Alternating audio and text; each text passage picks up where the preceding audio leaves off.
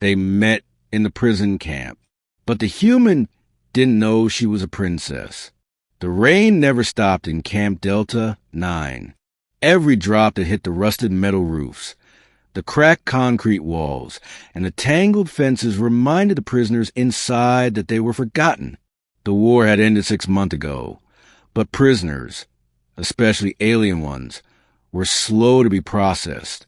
I was stationed there not as a soldier anymore, but as a maintenance worker. I was just doing my time, cleaning up what was left of Earth's darkest chapter. It wasn't glamorous. It wasn't noble, but it was quiet work. I thought it would stay that way. Until I met her. She didn't speak when I first saw her, just stood silently behind the fence in a gray, oversized jumpsuit, her purple eyes tracking me like a hawk's.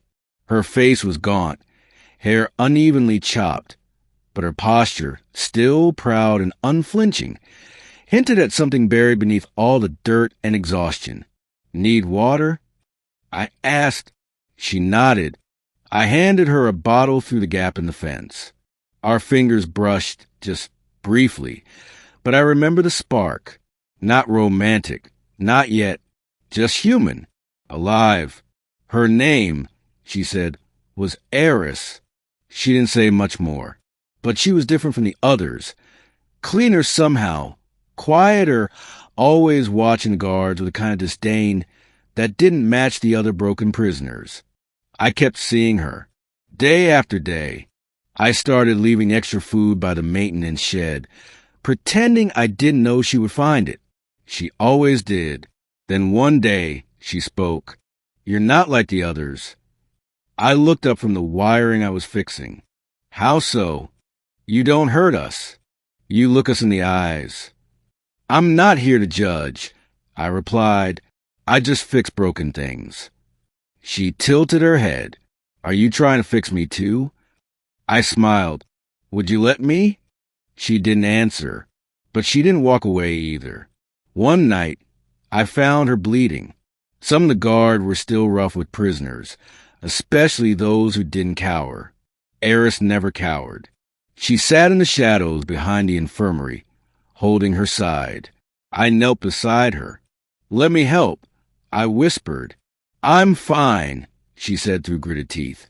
You're not. I tore some fabric from my uniform and pressed it to her wound. She hissed, but didn't stop me. Why do you care? She asked. Because I've seen too much death already. Then you were a soldier. I nodded. She said nothing for a long while. Then quietly, so was I. Weeks passed. The camp started to change. Some prisoners were released. Some relocated. But Aris remained. One morning, I found her waiting outside the maintenance shed. I need to show you something, she said. She led me behind the storage building, where the satellite feed line could sometimes intercept off-world signals. She reached into the pocket of her uniform and pulled out a tiny silver disc. What's that? I asked. She pressed it, and a holographic seal lit up, an emblem I had only seen in briefings. The royal crest of the Zerine Empire. My mouth went dry. You're... Yes, Princess Aris Zerine, heir to the throne, hidden among prisoners for 6 months. I stared at her. Why? Because surrendering would have meant death. They wanted to make an example of me. My guards were killed. I escaped, hid my identity. You trusted me. You gave me water, food, kindness. Before you knew, I didn't know what to say. A princess, here, covered in dirt, hiding in plain sight. And I had been talking to her like she was just another lost soul. Maybe that's why she chose me.